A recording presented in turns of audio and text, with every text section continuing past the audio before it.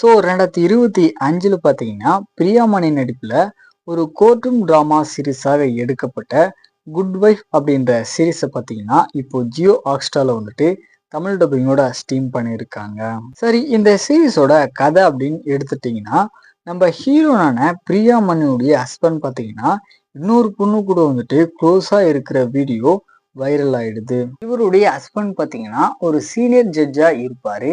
Same time இவர் வந்துட்டு லஞ்சம் வாங்கியிருக்காரு அப்படின்னு இவரை பார்த்தீங்கன்னா அரெஸ்ட் பண்ணிடுறாங்க.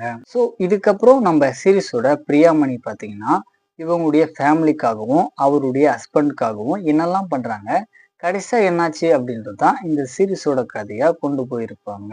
ஆக்சுவலா இந்த சீரீஸ்ல டோட்டலா பாத்தீங்கன்னா 6 எபிசோடு இருக்கு. ஒரு எபிசோடுமே பாத்தீங்கன்னா 35ல இருந்து 40 மினிட்ஸ் கிட்ட வருது. என்ன கேட்டீங்கன்னா இந்த சீரீஸை வந்துட்டு ஒரு one time watchable courtroom drama சீரீஸா வந்திருக்கு அப்படின்னே சொல்லலாம். ஸோ ஒன் டைம் வேணா ட்ரை பண்ணி பாருங்க.